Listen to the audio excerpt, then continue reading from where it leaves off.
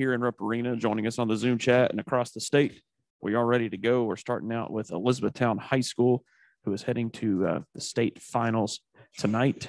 It's going to be Coach James Haire. He's going to be joined by student athletes number 2, Jacuais Franklin, and number 23, Camden Williams.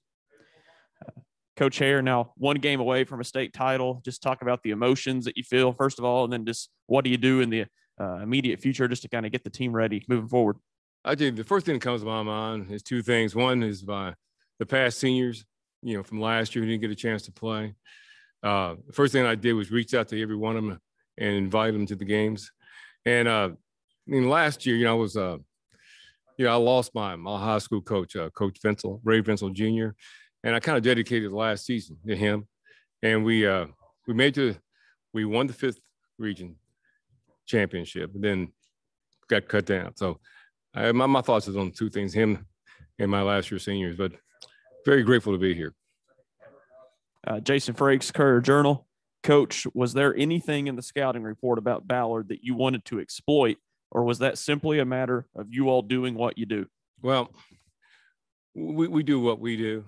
Ballard is it's probably the strongest team that we played all year. Probably, physically, they are at every position. They have quality players, and it's an excellent coach team. They never quit, and I'll tell you, they just there was nothing to exploit, but we just did what we did.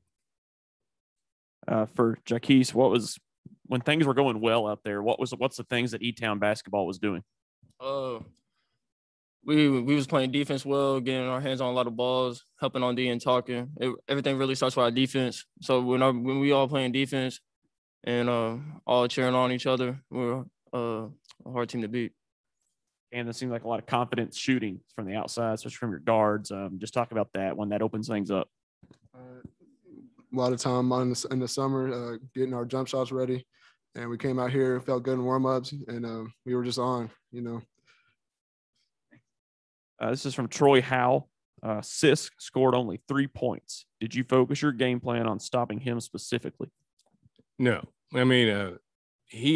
Ballard's not a one-person team. We were very aware of who he is and where he's at.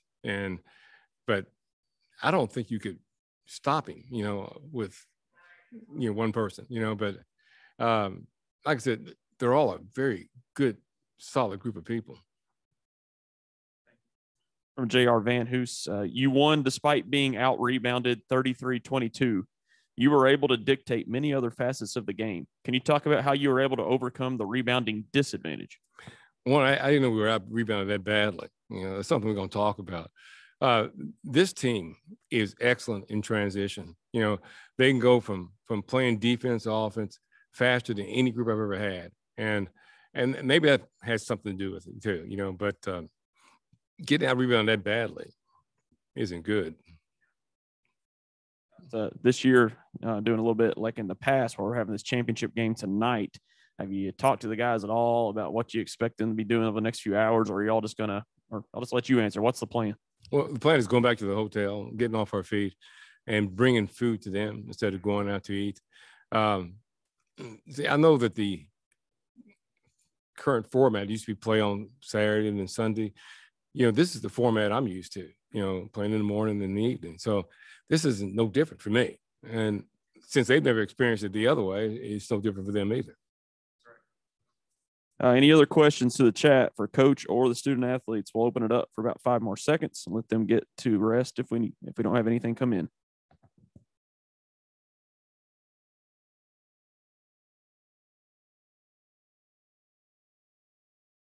All right, Coach. Thanks so much. Thanks. Thank you.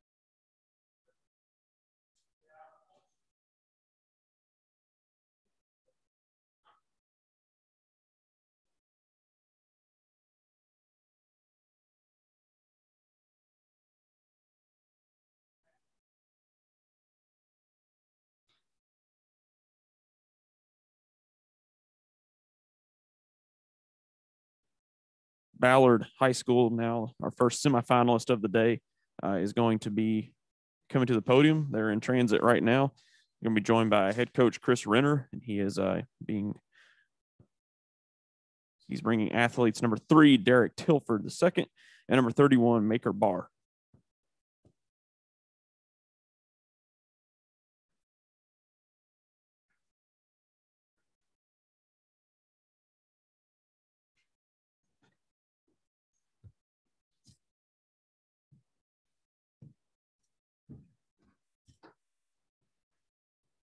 Coach, I know this is a tough round to lose in when you think about the emotions. First of all, you're so happy you're here. How many teams don't get a chance to get here?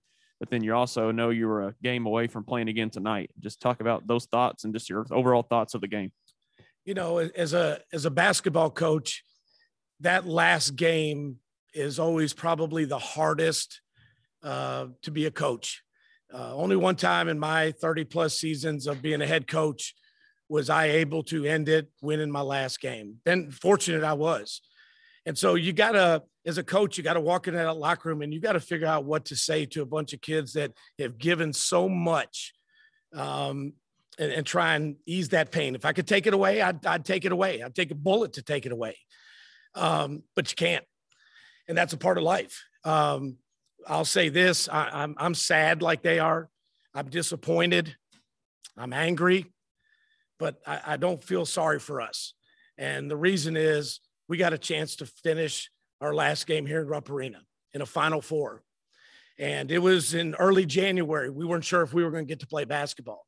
All the emotions these kids had to go through from November to December to January, and we got a chance to play. And so we got to be thankful for that. We got to be thankful that we got an opportunity to do that. Other teams didn't get that. And so here we are in Rupp Arena. It stinks, but I'm proud of these guys. I mean, I don't know about all the other schools, but we had 4 weeks less of practice in games than almost everybody else we played other than the Jefferson County schools. That's a lot. That's 20-plus practices that we didn't get. These guys crammed a lot of basketball into a short period of time. They bought in and they fought through, and we went more days than I normally do.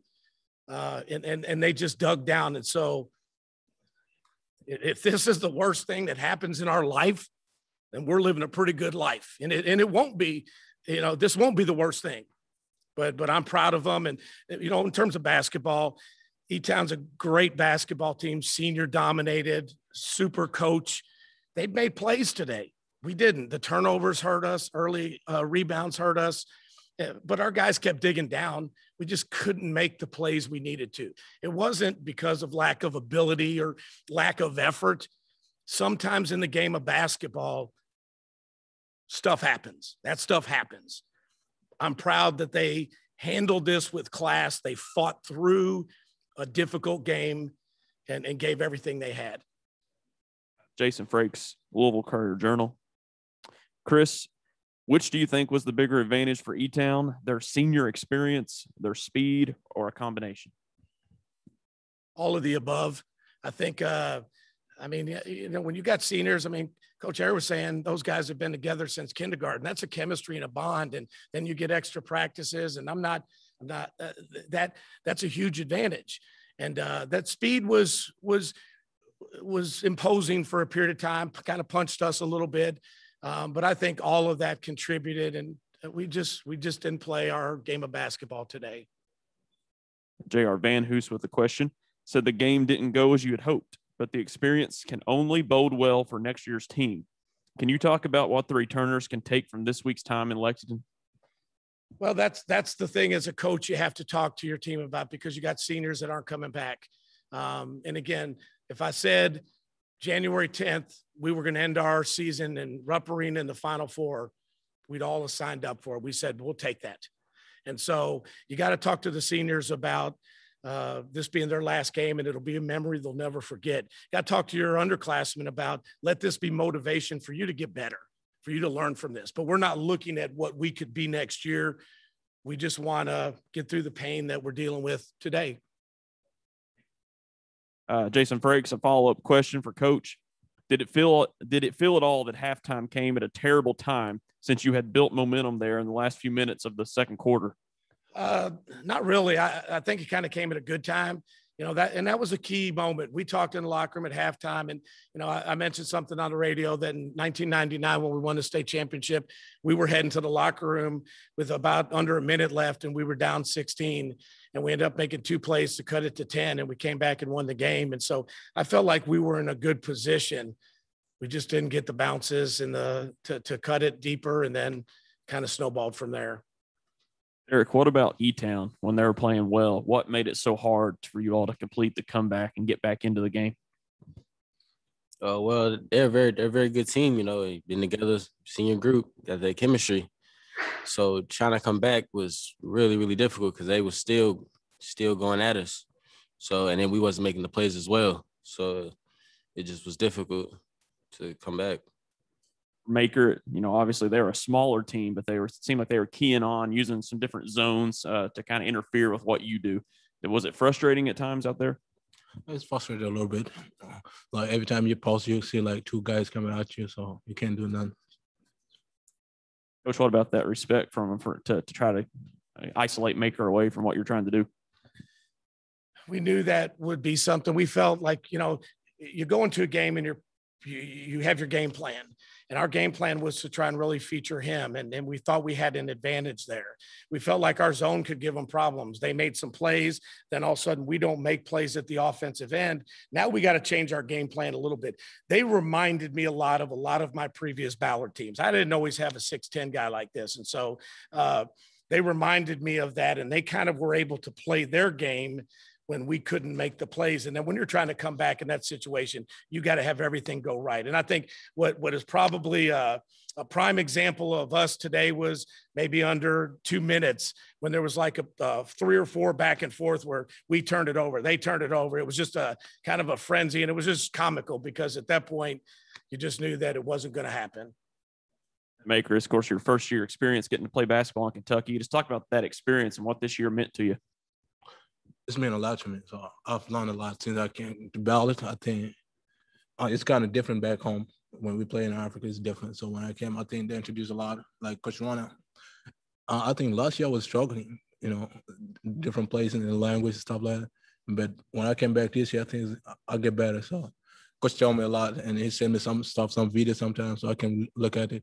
So I think I learned from that. So that was a great experience for me. Derrick, I know you'll take some time to reflect on this, but how much are you already motivated about next year? Very motivated. Very. I really want to get in the gym right now and go ahead and get started because this feeling was wonderful being out there. Because the past 2 years we didn't get it done in the regions, so just being out there is really special, and just to make it this far is great. Thank you all. Thank you guys.